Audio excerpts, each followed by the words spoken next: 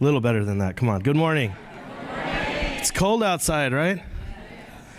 All right. So thank you so much for having me here. It's fantastic to talk with the room like this, because a lot of what we talk about when we talk about cities is their impact or their potential for the future. And oftentimes I'm having that conversation with a room a little bit older than this.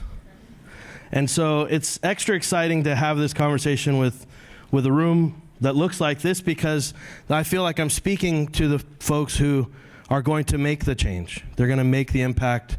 They're going to drive the potential that many of us see as being present in cities. By way of quick intro, my name's Miguel Gamino. I'm Executive Vice President and Head of Global Cities at MasterCard.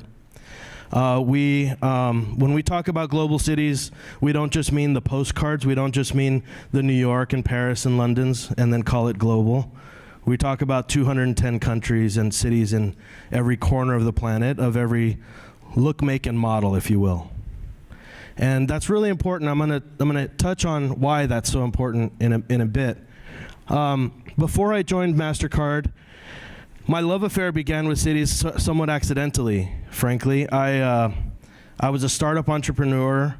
I was doing my thing I was based in Texas, in Silicon Valley, and I was kind of doing that very stereotypical startup guy thing. And then I found myself in a bit of I call it my self-imposed sabbatical. And I was lured into public service. I was talked into it. So I wasn't as enlightened as this room. You are here much earlier in your career than I came to this kind of conversation. So first and foremost, I applaud you all for that, for seeing the opportunity and seeing the calling much sooner than some of the rest of us. But I did find my way. I was talked into being the Chief Information Officer in El Paso, Texas, and then I was the Chief Information Officer in San Francisco, California, where it's a little bit warmer today. And then I ended up as Chief Technology Officer in New York City, where it is cold, like it is today. And I found that love affair with cities because I realized that it was a place where really, really important decisions were made, and they were impacting more and more people every single day. So much so that we talk about kind of why cities matter, and hopefully this clicker works. Click, someone. Analog, click, there you go. So we talk about why cities matter. First of all, by show of hands, how many of you currently live in an urban center? Look around real quick. The majority of hands. More people live in urban centers in the world today than don't, for the first time in modern history. And that trajectory is going that direction, up and to the right. 70% of the global population is expected to live in cities, urban centers. Call them different things in different parts of the world, but urban centers by 2050. People are moving to urban centers by the size of a Singapore every month. Let that soak in. Think about that. And think about the kind of the challenges that we see happening in cities on infrastructure, on inequality and concern, social strife. If we don't get this right now, that's only going to escalate. It's also where, on top of those sorts of things I just mentioned, where a lot of the globe's problems that generate. 70% of global CO2 is emitted from urban centers. So in many cases, it's where people are going because it's the opportunity for prosperity, but it's also a source of a lot of the world's pain. Now the positive. It's not all doom and gloom. It's also where 80% of the global GDP is generated. And that was where our talking points, our kind of metrics used to end. We used to talk about, well, that's where a lot of the business is created and the GDP is created. But this last little data point is super interesting to me. 93% of global patented inventions come from urban centers. That means the people in those cities experiencing those challenges I just alluded to are also literally inventing the future. And so we have to think very carefully about what that means. Click. We have to think about what that means, because cities are also, by definition, people are moving there from other places. We are creating diversity whether we intend to or not. The question is, are we creating inclusivity along with it? Are we going to create a world where those challenges experienced by definition, this diverse population, are solved, are invented, patented, generating GDP, generating the future, and solving the globe's ails? Is it done inclusively? And that's an outstanding question, one that we take very seriously in our mission. Click. I heard a little comment earlier about connectivity, and I won't go into that because that'd be a whole other, we'd have to restart the clock if we're going to talk about connectivity. I spent a lot of my time in public service talking about broadband, talking about how it is the difference between access to the future and not these days. But in this regard, I'm talking about connectivity in the form of collaboration. The opportunity with cities also is that whether they believe it or not, and I can tell you from having worked on the inside, they don't always recognize it. They actually they're addressing the same issues. They have much more in common than not. Yet they still feel isolated, and they still feel like they're left to their own devices and their own limited resources to try to solve these issues.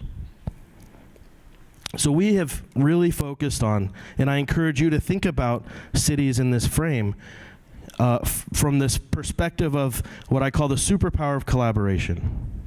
I'll tell you a really quick story to kind of illustrate this. When I was in San Francisco, our mayor, who has unfortunately passed away since, Mayor Ed Lee, had this dream. He called it permits and PJs. Permits and pajamas. He recognized that particularly in San Francisco, people were trying to find their come up on the side, right? They had a day job most of the time at a tech firm, and they were trying to build their own app or build their own business, or sometimes just open a barber shop or a coffee shop on the side. And so we thought about how can we make that easier, and we got to improve the process, make it easier for people to create their permit, their business licensing basically, on their time, on their terms, not force them to take a day off of work and come stand in line at City Hall. Fairly modest objective.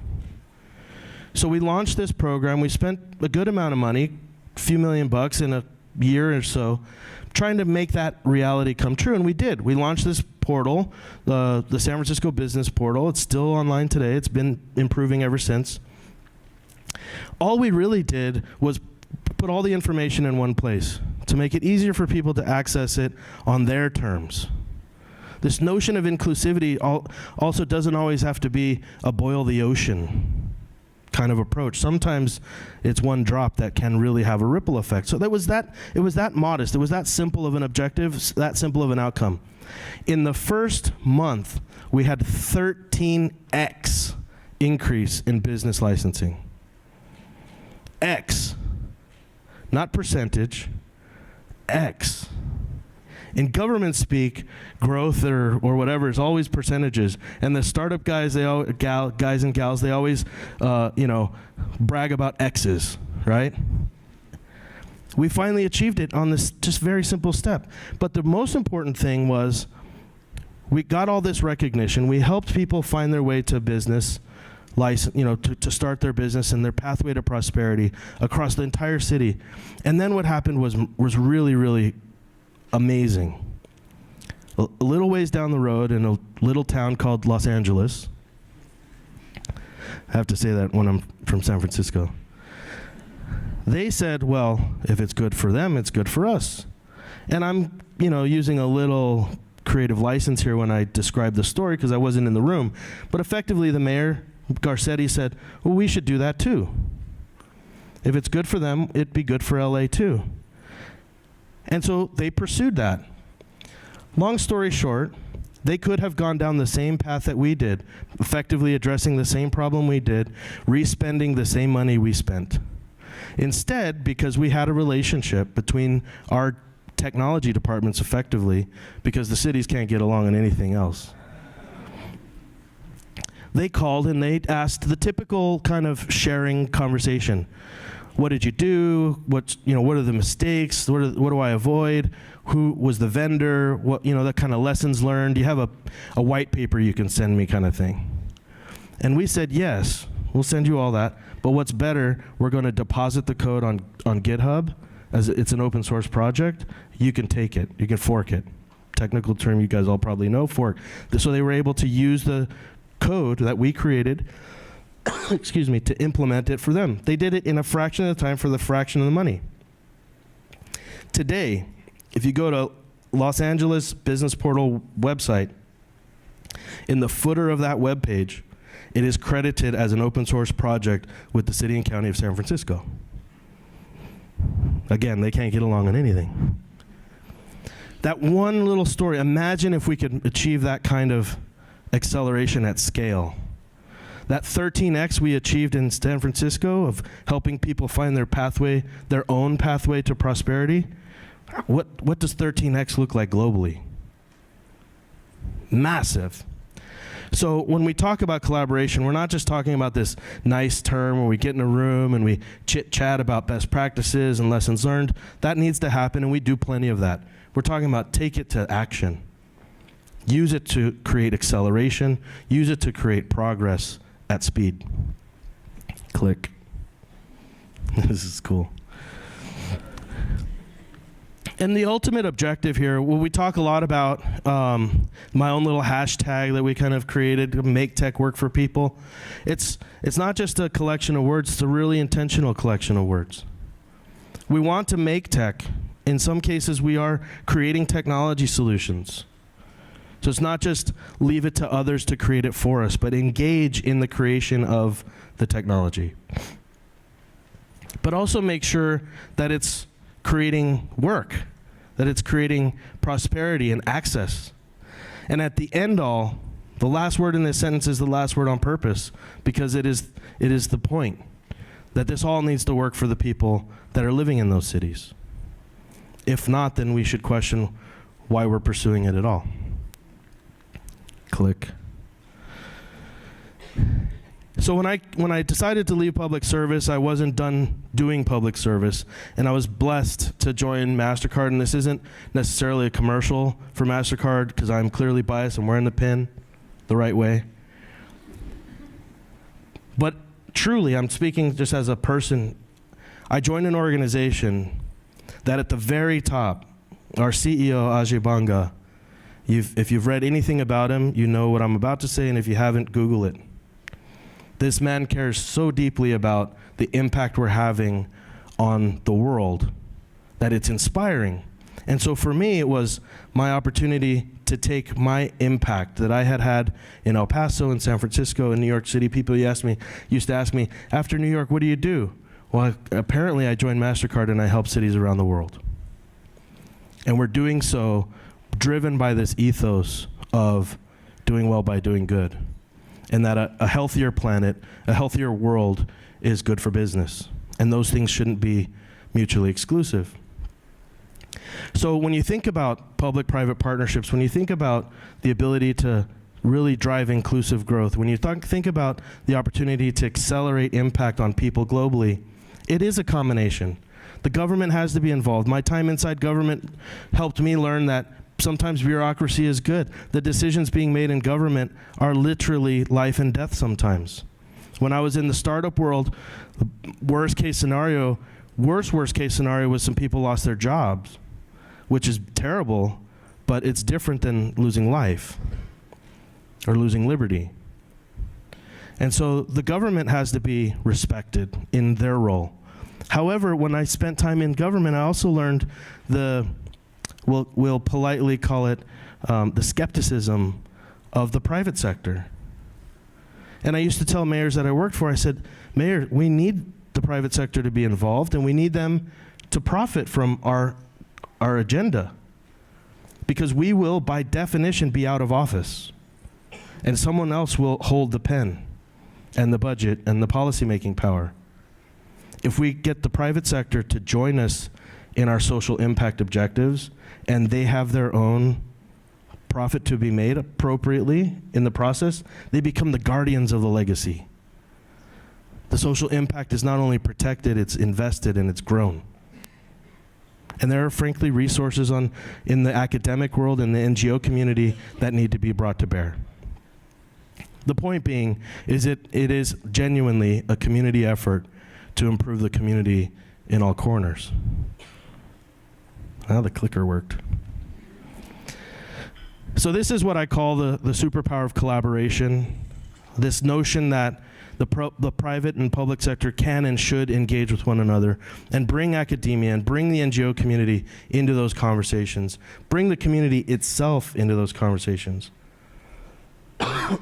We should have people inform us what matters to them if we intend to really genuinely make tech work for people, if we really intend to generate inclusive growth, if we really intend to harness what is happening, the urbanization that is occurring whether we like it or not, the diversification that's happening whether we like it or not, we can choose to engage, we can choose to work together, and we can choose to harness it to drive inclusive outcomes and prosperity for everyone in every corner of those cities. So with that, I left a few minutes for Q&A. I was told these microphones work. So I'm happy to take questions, right? Am I? Okay. So happy to take any questions from the audience about anything we've spoken about. Yes, sir. There's microphones up here. If you're, and I apologize for the coughing.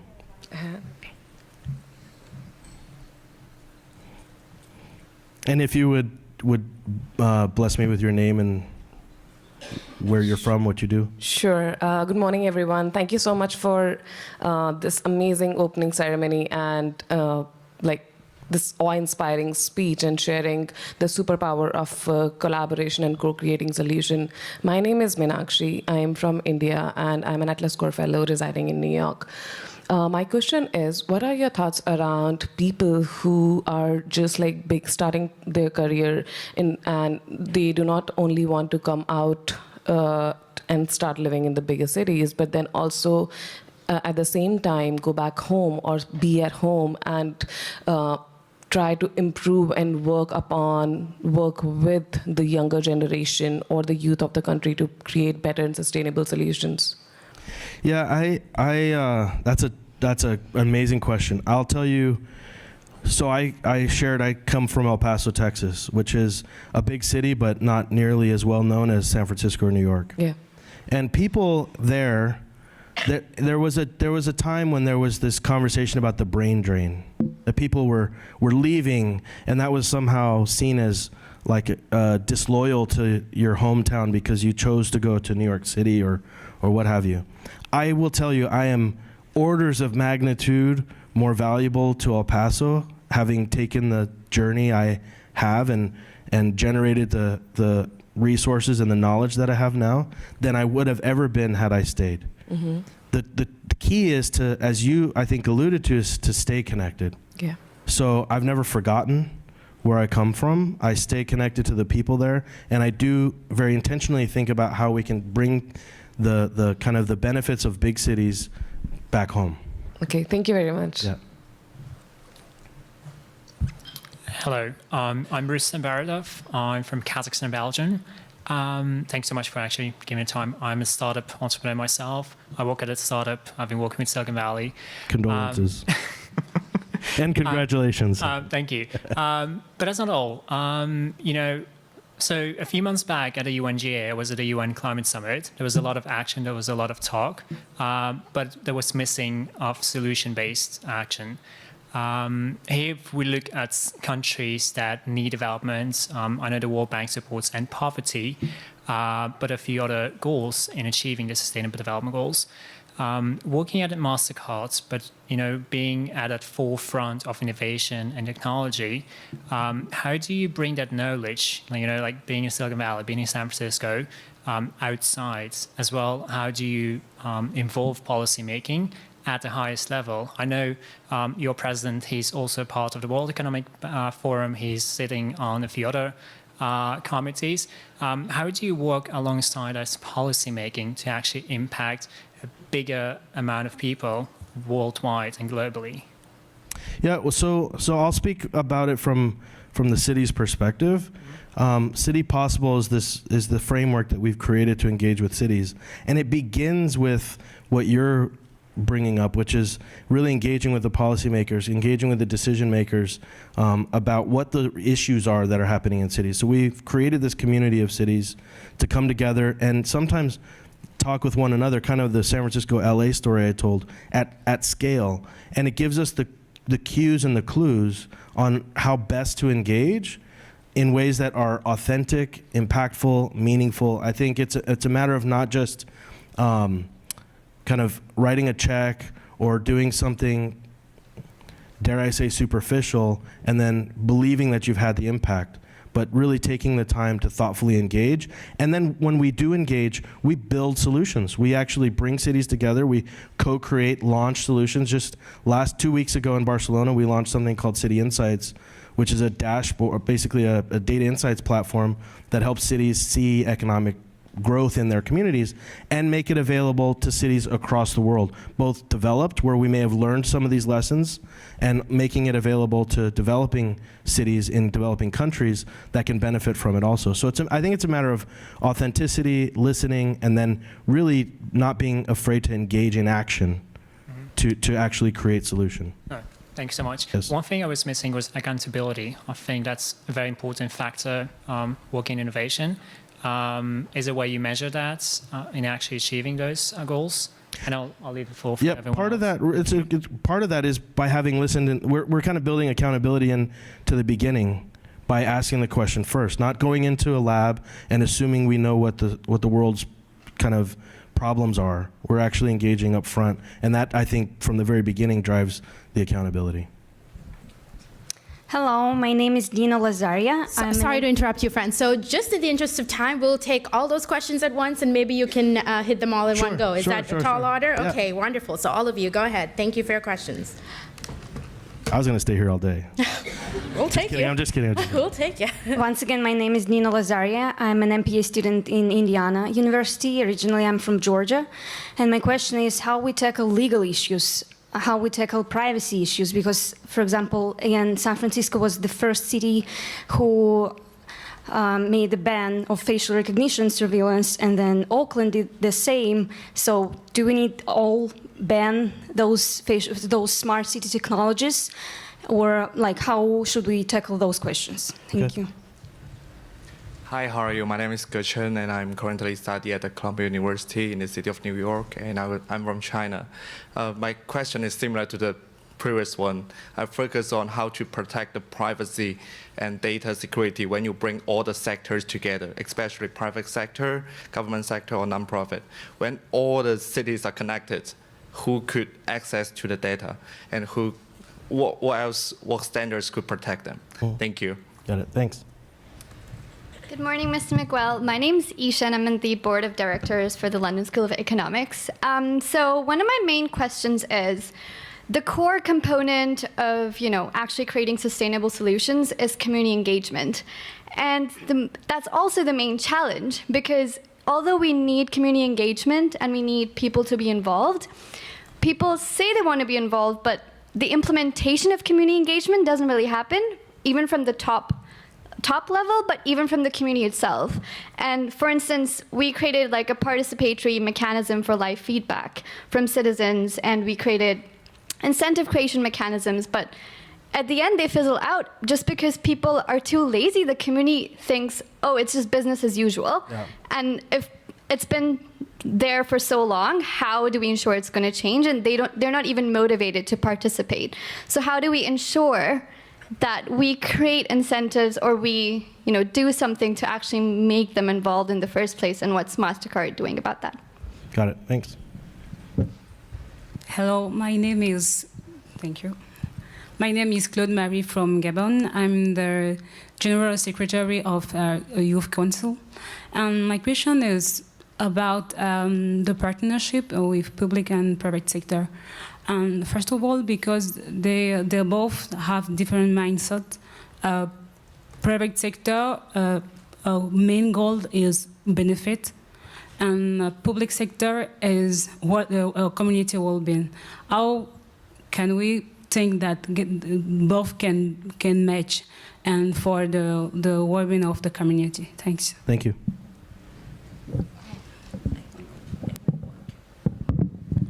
Hi, my name is Oyinda. I'm from Ibadan, Nigeria, and it's one of the largest cities in West Africa. And the statistics for smart cities in the next few decades are huge. So I wanted to ask, what would you say about cities that haven't even started, like they're not even in the race at all? How do they catch up with bigger cities like San Francisco and all of that? So would you say start at the beginning, or just take a leap and try to match up with where other cities are right now? Got it. Good morning. My name is Sofika, and I'm from originally Georgia, but living in New York City. So you talked about the smart technology, smart payment system, and also liberty. And I thought about the Chinese example. They have already WeChat. That is a smart payment system, but also it has a skeptical side, that how government controls its citizens. So how would you see the balance between the liberty and freedom and security of the citizens, and also the controlling system from the government side? Thank you. And this will be our final question. Yeah, so my question is related to hers, because I'm from China and I often get asked, your government is having a lot of cameras on the street, having a lot of sensors around, monitoring citizens in Xinjiang, damaging human rights. And because I work in this sector and I often feel, actually the government is trying to secure public security or pushing up the smart city schemes, or try to have the algorithms to have more data. So I often wonder, how do I deal with this criticism? How do I balance my career? How do I make sure I go into the right direction? This sort of stuff. Thank you. Yeah, thank you. So I memorized all of those questions. I have notes. What I gathered was kind of this very common theme of concern about privacy, and I would go so far as maybe to call it digital rights. The notion of how do we align public and private interests, how do we engage the community, and then last but not least, how do we advance in cities that are just on the beginning of the journey. I think that's more or less the theme. And I haven't had coffee yet this morning, by the way. I deserve a tweet for that. Just kidding. So on the privacy thing, and I'm out of time, so I'm going to try to speed through it, and then happy to engage later. On the privacy piece, it is the most complicated of the questions, I think, because it's most nuanced in the local culture. China was mentioned, other countries were mentioned, cities were mentioned that have banned facial recognition. I think that it is one of those things where there is a baseline of kind of digital rights. We have at MasterCard published our position on data and people's right to own their own identity online. You can find it, we can send you a link later. So I think there is a kind of a global level agreement that mostly can be made. But it is also very steeped in the nuances of the local culture. Different cultures have different tolerances, have different even expectations for personal privacy and digital rights. I think we have the opportunity to learn from the past in the analog world of human rights, and how it took us a long time to discover lessons and and implement those into kind of a better structure. I think in the digital world, we not only can, but we have to move quicker because that world will move quicker. So we have the benefit of hindsight. We have the benefit of I think a global dialogue right now. I think we have to be very thoughtful and very careful about how we not try to impose something without concern for the nuances of the local culture, which gets to the community engagement piece. It's not easy at all. And I'm not going to pretend like there's some silver bullet, like, oh, if you just implement my 3-step program, your community will be engaged. It's, again, steeped in the nuance. In New York City, we launched a program. We went out to public housing. We engaged with the actual community leaders. We went through a long process, workshopping with them to discover what their priorities really were, and then figured out how technology could help address those priorities. Is that scalable? I don't know. It worked in New York. It worked in that case. So I think what we can do from a City Possible perspective is by getting cities together, having them share those successes and failures at scale, at least. And so that they have better tools to go out and engage the public. I think also what technology gives you the opportunity to, if you're paying attention, is the feedback loop. And so I think while the question also had a delicate nuance there of, I would call it trust. You didn't call it trust, but I would call it trust about people's skepticism to engage. I think we have to make sure that we're making tech work for people. We have to show that these solutions are actually creating positive trajectory and impact on people's lives, and that's a long process. And if you build that trust and you build that kind of outcome perspective, then I think people will continue to engage. They'll see the reward on the other end of it. In terms of aligning interests, listen, I answer a slightly different question very often, which is people tell me, why does MasterCard care about cities? Look, really plain spoken, if we help mayors do what they're trying to do, which is improve their communities, people will have better jobs, they'll make more money, they'll spend more money. No secret. I know you're waiting for the punchline, but that's it. And so I think, kind of to the earlier point, or the quote I had up here from Ajay, we can find those instances where the positive social impact sought after, even being held responsible and accountable for by the government, can align with private interests. If we help grow these communities, if we help more people be included in the future, and in our case, the financial future, then our business will benefit too. And so will the people, and not at the expense of people's lives, but in parallel to people's lives, improving also. And on the last point about cities, kind of starting the journey, listen, this again goes to the superpower of collaboration. Don't start from scratch. Don't start now where San Francisco started a decade ago. In fact, it's also, to be clear, San Francisco doesn't have it all figured out. I get asked the question often, you work with all these cities around the world, what's the smart city? What's the smartest city? There isn't one. They're all on different kind of parts of the journey.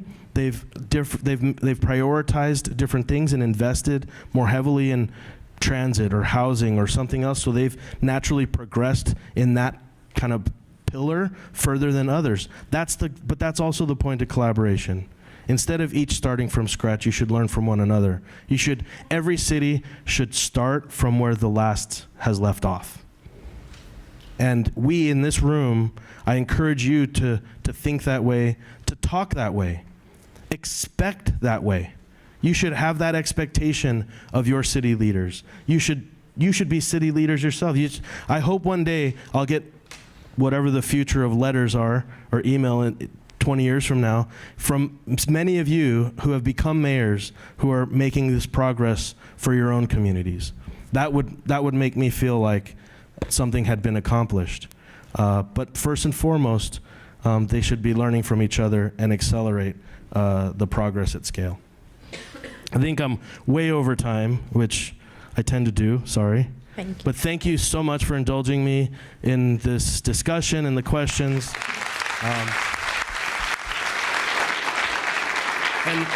And my last bit is my first bit, which I really genuinely applaud you for being here at this stage in your own life journey. Don't undervalue the power of you being here with one another. Network, meet each other, figure out how you can help each other no matter what corner of the world you're in. And if I can do anything to help you on that path, you know how to find, I am very, very accessible and happy to help and engage however I can. Thank you so much.